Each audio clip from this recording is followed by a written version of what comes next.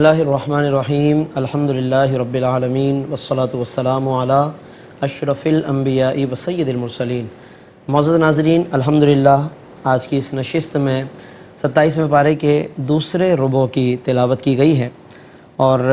کل کی نشست میں جیسا کہ ہم نے بتایا تھا کہ سورۃ النجم کی تلاوت کا آغاز ہو چکا ہے، لیکن آج اس کی ہم کچھ تفسیر انشاءاللہ بیان کریں گے، اور اس کے ساتھ ساتھ آج کی اس نشست میں سورۃ القمر کی تلاوت بھی کی گئی ہے، اور سورۃ الرحمن کا کچھ حصہ تلاوت کیا گیا ہے۔ سورۃ النجم ناظرین قرآن کریم کی بہت ہی معروف سورت ہے، اور چونکہ پہلے ہی لفظ میں والنجم ہے، اس لیے اس سورت کا نام اسی لفظ پر النجم رکھا گیا ہے۔ 62 آیتیں ہیں اور 3 رکوع پر مشتمل یہ سورت ہے۔ یہ جو ابتدائی کچھ آیتیں ہیں ناظرین، اس میں اللہ رب العالمین نے محبوب مکرم صلی اللہ علیہ وسلم کا مقام و مرتبہ بیان فرمایا ہے، اور خاص اس تناظر میں بیان فرمایا کہ جب کہ کفار قریش بات بات پر آقا دو جہاں صلی اللہ علیہ وسلم سے اختلاف کرتے تھے، لڑائی کرنے پر آمادہ ہوتے تھے اور الزام تراشیاں کیا کرتے تھے، اللہ رب العالمین نے اس موقع پر ان آیات کو نازل فرما کر جہاں ایک طرف کفار قریش کو جواب دیا ہے اور انہیں ان الزامات سے باز رہنے کی تاکید فرمائی ہے، وہیں پر آپ صلی اللہ علیہ وسلم کے قلب مبارک کے لیے ایک عظیم تسلی کا اللہ رب العالمین نے سامان بھی فرمایا ہے۔ اس لیے انداز اور آغاز بہت ہی محبت بھرے انداز میں ہے، اور ان آیات میں مختلف زاویوں سے آپ صلی اللہ علیہ وسلم کی صفات کو بیان فرمایا گیا ہے۔ فرمایا کہ وَالنَّجْمِ اِذَا ہَوَا، قسم ہے اس تابندہ ستارے کی کہ جب وہ نیچے اترا یا جب وہ نیچے آیا۔ یہاں پر ناظرین النجم کا لفظ استعمال کیا گیا ہے، عام طور پر اس سے ستارہ مراد لیا جاتا ہے، اور اس کے علاوہ قرآن کریم کا کچھ وہ حصہ کہ جو نازل ہو چکا ہو اس کو بھی عربی میں نجم کہا جاتا ہے۔ چنانچہ بعض علماء نے النجم کی وجہ سے، یعنی اس کے ایک معنی کے اعتبار سے اس سے ستارے کا معنی مراد لیا ہے، بعض علماء نے اس سے آقا دو جہاں صلی اللہ علیہ وسلم کی ذات پاک کو مراد لیا، اور پھر آگے تک کی آیتوں کو سفر معراج کے ساتھ مربوط کیا ہے کہ اس میں اللہ نے آپ صلی اللہ علیہ وسلم کے سفر معراج کو بیان فرمایا ہے، اور خصوصاً وہ سفر کے جس کا وہ بیت المقدس کے بعد سے اللہ رب العالمین کے دیدار تک کا جتنا بھی سفر ہے اسی کو عام طور پر معراج کہا جاتا ہے، وہ اس صورت میں اللہ رب العالمین نے بیان فرمایا، اور بعض علماء نے اس سے قرآن کریم مراد لیا ہے۔ یہ مختلف اقوال ہیں۔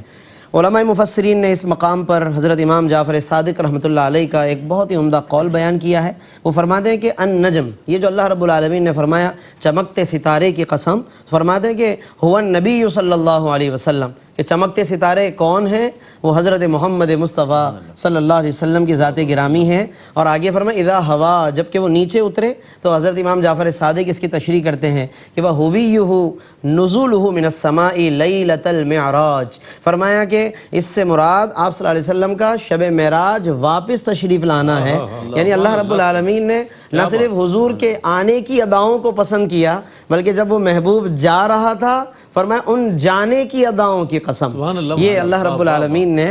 بہت خوبصورتی کے ساتھ گویا کہ اس سفر کو بیان کیا ہے، اور پھر میں نے عرض کیا کہ یہ صفات بیان کر کے جہاں ایک طرف آپ صلی اللہ علیہ وسلم کی قلب مبارک کی تسلی ہے، وہاں کفار کو جواب بھی ہے، اس لیے فرمایا اگلی آیت میں ما ضل صاحبکم وما غوا، کہ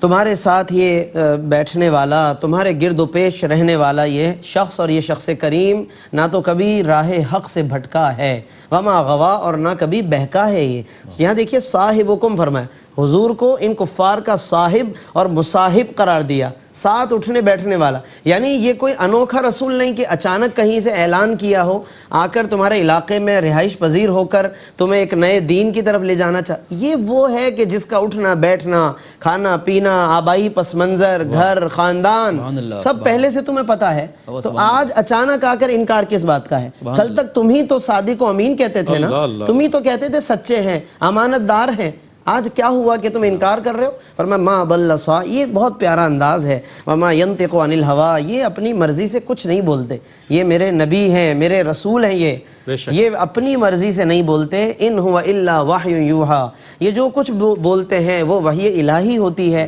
کہ جو ان کی طرف نازل کی جاتی ہے۔ اور پھر اس کے بعد ناظرین اور بھی کچھ صفات بیان کی گئی کہ آقا دو جہاں صلی اللہ علیہ وسلم کن مقامات و مراتب پر فائز ہوئے، پھر اللہ نے کس طرح سے آپ صلی اللہ علیہ وسلم پر اس رات وحی فرمائی، حضور کی بصارت کا کمال بھی دیکھیے، اللہ رب العالمین آیت 17 میں فرماتا ہے ما زاغ البصر وما طغى، فرمایا کہ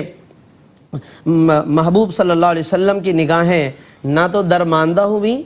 وما طغى، اور نہ حد ادب سے آگے بڑھی، یعنی جب دیدار کیا تو اس شان کے ساتھ کیا ہے کہ نہ نگاہیں ادھر سے ادھر ہوئی اور نہ حد ادب سے آگے بڑھی ہیں، بہت ادب کے ساتھ، بہت تعظیم کے ساتھ، بہت اکرام کے ساتھ آقا دو جہاں صلی اللہ علیہ وسلم نے رب کائنات کا دیدار کیا ہے۔ اس پر پھر علماء نے دیدار الہی کے ایک بحث کو تفاسیر کے اندر بیان فرمایا ہے، اور وہ ظاہر ہے کہ بہت تفصیل کے ساتھ کتابوں میں موجود ہے۔ پھر اس کے علاوہ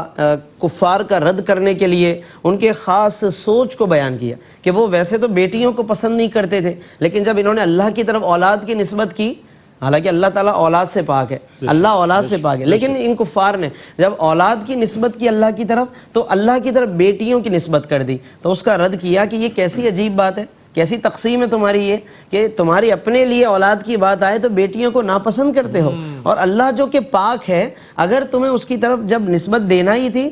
تمہیں اگر نسبت دینا تھی تو اگرچہ اللہ رب العالمین پاک ہے تو بیٹوں کا انتخاب بھی تم کر سکتے تھے، لیکن تم نے بیٹیوں کی نسبت کی اللہ کی طرف، لیکن اللہ رب العالمین ان تمام چیزوں سے پاک ہے، اور اس سے ان کی اس سوچ کو اللہ رب العالمین نے بیان فرمایا۔ پھر اس کے علاوہ یہاں پر کچھ نیک لوگوں کے اوصاف بھی اللہ رب العالمین نے بیان فرمائے، نیک لوگوں کی صفات کیا ہوتی۔ آج ہم نیک کہہ دیتے ہیں، کوئی دعویٰ بھی کر لیتے ہیں، تو نیک پھر قرآن ہمیں بتائے گا نا کہ نیک کیسا ہونا چاہیے۔ اللہ فرماتا ہے کہ الذین یجتنبون کبائر الاثم، جو کبیرہ گناہوں سے بچنے والے ہوں، والفواحش، بے حیائی کے کاموں سے بچنے والے ہوں، الا اللمم، شاذ و نادر کوئی کام ان سے سرزد ہو جائے مگر اس پر بھی وہ قائم نہ رہیں بلکہ پھر اللہ کے حضور توبہ کریں۔ ان ربک واسع المغفرہ، بے شک آپ کا رب بہت وسیع بخشش فرمانے والا